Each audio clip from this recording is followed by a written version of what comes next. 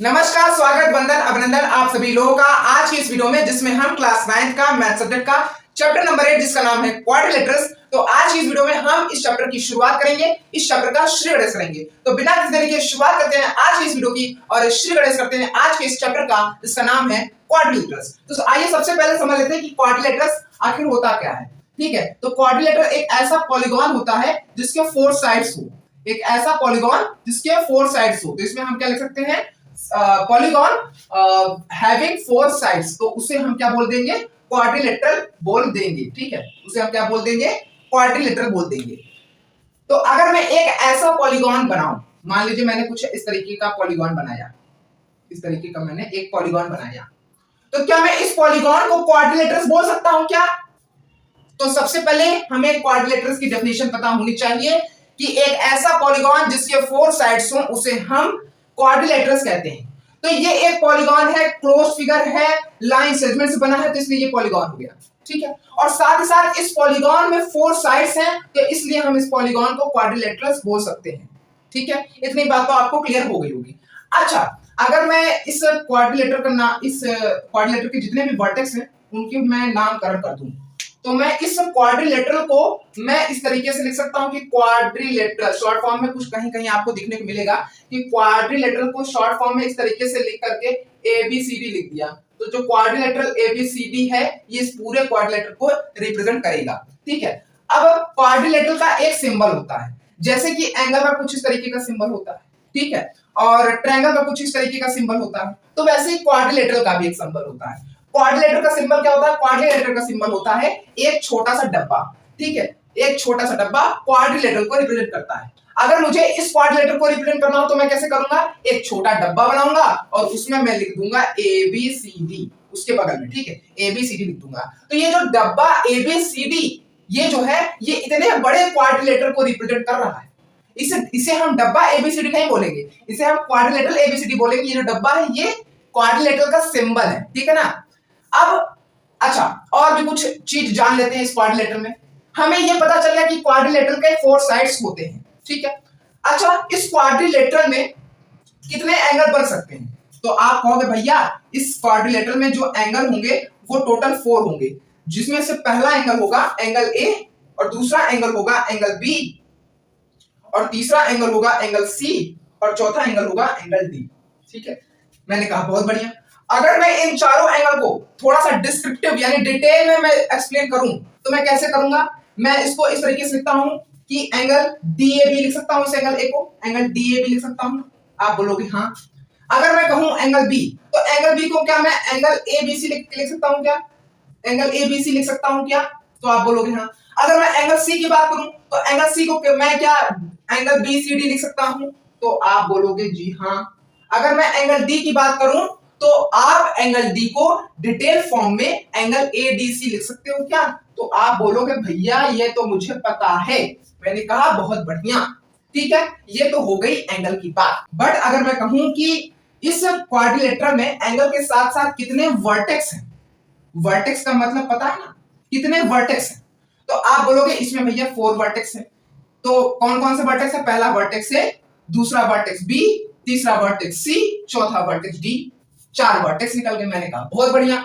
अब एंगल हो गया, वर्टेक्स हो गया, डायगोनल कितने होंगे, कितने डायगोनल होंगे? तो आप कहोगे कि भैया सबसे पहले हमें यह समझना होगा कि डायगोनल हम कहते किसे हैं। डायगोनल एक ऐसा लाइन सेगमेंट होता है जो कि दो ऑपोजिट वर्टेक्स को ज्वाइन करता है।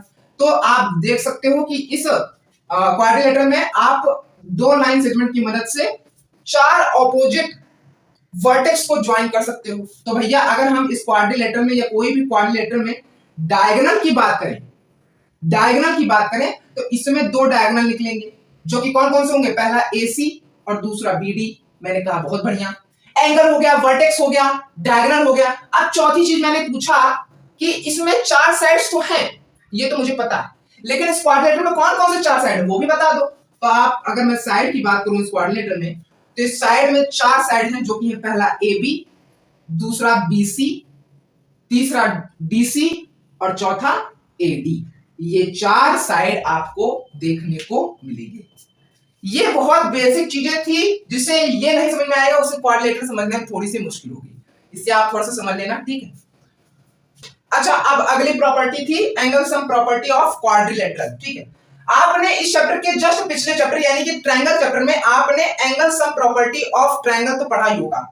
अरे ट्रायंगल की ऐसी प्रॉपर्टी जिसमें मैंने आपको यह बताया था कि एक ट्रायंगल में जितने भी एंगल होते हैं यानी कि 3 एंगल, तीनों के तीनों एंगल का सम 180 डिग्री बराबर होता है, तो यही प्रॉपर्टी एंगल सम प्रॉपर्टी कही जाती है ट्रायंगल की। तो बिल्कुल उसी तरीके से एंगल सम प्रॉपर्टी होती है क्वाड्रिलेटरल की। वो क्या होती है? तो वो प्रॉपर्टी ये कहती है कि एक क्वाड्रिलेटरल में जितने भी एंगल होते हैं यानी कि 4 एंगल होते हैं, वो 4 एंगल का सम कितने किसके बराबर होगा? वो 4 एंगल का सम 360 डिग्री के बराबर होगा। अगर ये क्वाड्रिलेटरल ABCD है तो इसमें जो एंगल A और एंगल B और जो एंगल C और साथ ही साथ जो एंगल D होगा, इन चारों एंगल का सम जो होगा वो 360 डिग्री के बराबर होगा। यही आपकी एंगल सम प्रॉपर्टी कहती है क्वाड्रिलेटरल की। ये चीज क्लियर हुई कि नहीं? ये चीज क्लियर हुई कि नहीं? अच्छा, अब अगला टॉपिक है टाइप्स ऑफ क्वाड्रिलेटरल। अब लोगों ने कहा कि भैया हमने क्वाड्रिलेटरल की खोज तो कर दी, अब इसके हम कुछ टाइप्स बना देते हैं, इसका कुछ परिवार बना देते हैं। एक परिवार में एक सदस्य किसी लायक नहीं होता, तो कुछ परिवार बना देते हैं इसके लिए। तो कहा परिवार बनाने के लिए इसको बच्चे पैदा करने पड़ेंगे। तो इसके कुछ बच्चे हुए। पहला बच्चा हुआ कि इसमें हमने ये कर दिया कि इस क्वाड्रिलेटरल में अगर हम दो साइड को पैरेलल कर दें तो कुछ इस तरीके का आपको क्वाड्रिलेटरल देखने को मिलेगा। तो ये जो नया क्वाड्रिलेटरल बना, ये जो इसका पहला बच्चा था, वो क्या हुआ? उसको लोगों ने कह दिया ट्रेपीजियम। उसको लोगों ने क्या कह दिया? उसे लोगों ने कह दिया ट्रेपीजियम। अब इस क्वाड्रिलेटरल का दूसरा बच्चा हुआ, इस क्वाड्रिलेटरल का दूसरा बच्चा हुआ। अब दूसरे बच्चे को बनाने में लोगों ने क्या किया? लोगों ने कहा कि अगर हम इस क्वाड्रिलेटरल में ऑपोजिट साइड्स पैरेलल कर दें, इस क्वाड्रिलेटरल में अगर हम ऑपोजिट साइड पैरेलल कर दें तो एक नया क्वाड्रिलेटरल बनेगा। तो जो नया क्वाड्रिलेटरल बना उसको उन्होंने कह दिया पैरेललोग्राम। क्या कह दिया? उसको उन्होंने कह दिया पैरेललोग्राम, ठीक है। पैरेललोग्राम को इस सिंबल से रिप्रेजेंट किया जाता है, ओके। तो अगर मैं कहूं कि इस पैरेललोग्राम की डेफिनेशन बताओ तो आप क्या कहोगे? Parallelogram is another type of what? Quadrilateral whose opposite sides are parallel to each other, okay, clear है? अब क्या हुआ? अब क्वाड्रिलेटरल के कुछ पोते हुए यानी कि पैरेललोग्राम के कुछ बच्चे हुए, ठीक है। अब पैरेललोग्राम में लोगों ने क्या किया? पैरेललोग्राम में लोगों ने ये किया कि अगर हम इस पैरेललोग्राम के जो साइड्स हैं उनको इक्वल कर दें, जो पैरेललोग्राम है अगर हम उनके साइड्स को इक्वल कर दें तो जो हमें नया क्वाड्रिलेटरल बनेगा उसको हम रोम्बस कह देंगे। तो उन्होंने ये भी कर दिया, ठीक है। अब इसका पहला पोता हो गया, इसका पहला बेटा हो गया, ठीक है। अब लोगों ने क्या किया? अब लोगों ने इस पैरेललोग्राम का दूसरा बच्चा बना दिया, दूसरा बच्चा डिजाइन कर दिया। अब लोगों ने इसमें यह कहा कि इसका जो दूसरा बच्चा होगा, आप देख सकते हो कि इस क्वाड्रिलेटरल यानी कि पैरेललोग्राम में जो एंगल है सभी एंगल वो 90 डिग्री के बराबर तो है, देखने से ही लग रहा है। अगर हम इसमें एक एंगल 90 डिग्री के बराबर कर दें तो हमें कुछ इस तरीके का क्वाड्रिलेटरल मिलेगा जिसका ऑपोजिट साइड इक्वल हो और एक एंगल 90 डिग्री हो, ठीक है। एक ऑपोजिट साइड इक्वल हो और साथ ही साथ पैरेलल भी हो, ठीक है, और एक एंगल 90 डिग्री हो।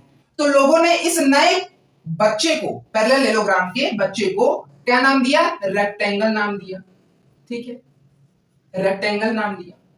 फिर लोगों ने तीसरा बच्चा डिजाइन किया इस पैरेललोग्राम का। तीसरा बच्चा क्या डिजाइन किया? तीसरा बच्चा डिजाइन किया कि अगर हम इस पैरेललोग्राम के एक एंगल को 90 डिग्री के बराबर कर दें और साथ ही साथ एक नहीं सभी के सभी साइड्स को यानी चारों साइड को इक्वल कर दें तो हमें एक नया क्वाड्रिलेटरल मिलेगा जिसका हम नाम रख देंगे स्क्वायर। क्या नाम रख देंगे? उसका नाम रख देंगे स्क्वायर, ठीक है, ठीक है। फिर लोगों ने कहा कि पैरेललोग्राम का परिवार पूरा हो गया। फिर लोगों के चुल्ल अभी भी नहीं खत्म हुई, ठीक है, लोगों के चुल्ल लगी हुई थी तो क्वाड्रिलेटरल का एक और नया बच्चा पैदा कर दिया, ठीक है, बच्चा डिजाइन कर दिया। तो जो क्वाड्रिलेटरल का नया बच्चा था उसको उन्होंने इस तरीके से डिजाइन किया कि उसके जो एडजेसेंट साइड होंगे वो इक्वल होंगे एक दूसरे के, तो उस चीज को जो नया क्वाड्रिलेटरल मिलेगा वो होगा काइट, ठीक है। तो ऐसा क्वाड्रिलेटरल जिसके एडजेसेंट साइड इक्वल हो उसे हम कहते हैं काइट, ठीक है। तो ये थी कुछ क्वाड्रिलेटरल की फैमिली जो लोगों के द्वारा बनाई गई थी, ठीक है। इतनी चीज आज की इस वीडियो में हमने पढ़ना था, समझना था, ठीक है। तो एक बार हम रिवाइज करते, थोड़ा सा परिवार बड़ा हो गया, ठीक है, समझाते समझाते। तो क्वाड्रिलेटरल था, क्वाड्रिलेटरल के 3 बच्चे हुए, पहला बच्चा ट्रेपीजियम हुआ, दूसरा बच्चा पैरेललोग्राम हुआ, तीसरा बच्चा काइट हुआ। पैरेललोग्राम के 3 बच्चे हुए क्वाड्रिलेटरल की तरह, एक हुआ रोम्बस, एक हुआ रेक्टेंगल, एक हुआ स्क्वायर। अच्छा, अब आप डेफिनेशन अपने आप से तो बना ही लोगे, ठीक है, क्योंकि मैंने आपको इस तरीके से समझा दिया। भाई ट्रेपीजियम किसे कहोगे? ट्रेपीजियम एक तरह का क्वाड्रिलेटरल होता है जिसके 2 साइड एक दूसरे के पैरेलल होते हैं। पैरेललोग्राम किसे कहते हैं? पैरेललोग्राम भी एक तरह का क्वाड्रिलेटरल होता है जिसके सभी ऑपोजिट साइड एक दूसरे के पैरेलल होते हैं। तीसरा था काइट, काइट एक तरह का पैरेललोग्राम क्वाड्रिलेटरल होता है जिसके एडजेसेंट साइड इक्वल होते हैं, ठीक है। पैरेललोग्राम में मैंने रोम्बस समझाया था। रोम्बस किसे कहते हैं? रोम्बस एक तरह का पैरेललोग्राम है जिसके सभी साइड एक दूसरे के इक्वल होते हैं। फिर मैंने आपको रेक्टेंगल समझाया था। रेक्टेंगल किसे कहते हैं? रेक्टेंगल एक तरह का पैरेललोग्राम होता है जिसके ऑपोजिट साइड इक्वल तो होते ही होते हैं और साथ ही साथ उसका एक एंगल 90 डिग्री के बराबर होता है, ठीक है। मैं इसको हिंदी में बता दे रहा हूं, अपने आप ट्रांसलेट कर लेना, इतना तो कर ही लोगे। फिर मैंने आपको बताया था स्क्वायर। स्क्वायर किसे कहते हैं? स्क्वायर एक तरह का पैरेललोग्राम होता है जिसके सभी साइड एक दूसरे के इक्वल होते ही होते हैं और साथ ही साथ एक एंगल भी 90 डिग्री के बराबर होता है। तो ये थी कुछ फैमिली क्वाड्रिलेटरल की, ठीक है, कुछ सदस्य हुए क्वाड्रिलेटरल के, ठीक है। तो इसको एक बार कॉपी में बना लो, बहुत ही अच्छा मैंने आपको फैमिली ट्री बना के दिया हुआ है। जाते जाते मैं आपसे एक क्वेश्चन करवाते जाता हूं कि एक क्वाड्रिलेटरल है जिनके चारों एंगल का सम आपको कुछ कह सकते हैं रेशियो में दिया है। क्वाड्रिलेटरल है वो क्वाड्रिलेटरल ABCD, ठीक है। तो जो क्वाड्रिलेटरल के एंगल्स हैं वो कुछ रेशियो दिए गए हैं जो कि है A/B, A/B/C/D, ठीक है। इस रेशियो में दिया गया है और वो रेशियो कुछ इस तरीके का कि 1:2, 4:8 इस तरीके का है, ठीक है। नहीं, ये रेशियो 2 होगा, ठीक है। डी का रेशियो 2 होगा, ठीक है। तो ये रेशियो आपको दिया हुआ है इसका, ठीक है। तो आपको ये बताना है इस रेशियो की मदद से कि इस क्वाड्रिलेटरल के सभी एंगल्स कितने डिग्री के होंगे, ठीक है। तो आप इसमें क्या लगा सकते हो? आप इसमें लगा सकते हो angle sum property. Angle sum property क्या कहती है? एंगल सम प्रॉपर्टी कहती है कि angle A plus angle B plus angle C plus angle D is equal to 360 degree, ठीक है, ठीक है। अब आप इसको इस तरीके से नहीं सॉल्व करोगे कि एंगल A को एंगल 1 मान लिया, एंगल B को एंगल 2 मान लिया। रेशियो में हम इस तरीके से सॉल्व नहीं किया करते, ठीक है। रेशियो में हम कुछ वेरिएबल मानते हैं कि अगर भाई ये चारों एंगल किसी एक पार्टिकुलर रेशियो में बने हैं तो उनके बीच में कोई ना कोई कॉमन चीज है, तो उस कॉमन चीज को हम वेरिएबल मान लेते हैं, ठीक है। तो हम सब में वेरिएबल जोड़ जोड़ के लिखेंगे। तो एंगल A का x हो गया और एंगल B का 2x हो गया, ठीक है। एंगल C का 4x हो गया और एंगल D का क्या हो गया? 2x हो गया, ठीक है। ये किसके बराबर होगा? 360 डिग्री, ठीक है। तो 1 + 2 3 + 4 7 3 + 4 7 7 + 2 9, टोटल कितने हुए? 9x हुए, ठीक है। 360 डिग्री, ओके। अब x इज इक्वल टू कितना होगा? 360 अपॉन में 9 कितना आया? 40। तो x की वैल्यू कितनी आ गई? 40। तो इसमें हमें क्या निकालना था? सबसे पहले एंगल A था x जिसकी वैल्यू आ गई 40 डिग्री, ठीक है। फिर हमें निकालना था एंगल B का रेशियो दिया था 2x यानी कि 2 × 40 is equal to 80 degree, okay. फिर हमें निकालना था एंगल C दिया था किसके बराबर? 4x के बराबर यानी कि 4 × 40 is equal to 160 degree, okay. फिर एंगल D हमें निकालना था। एंगल D कितना दिया था? 2x यानी कि 2 × 80 इज इक्वल टू कितना?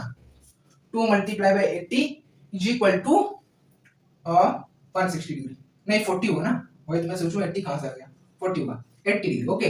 तो ये चार एंगल हमने आप बिल्कुल आराम से निकाल लिया इन रेशियो की मदद से। तो अगर आपको विश्वास नहीं हो रहा, आप इन चारों एंगल को सम कर लीजिए। मैं ये डंके की चोट पे कह सकता हूं कि ये 360 डिग्री के बराबर होगा ही होगा, ठीक है। तो आज की वीडियो में सिर्फ इतना ही, मिलते हैं अगली वीडियो में।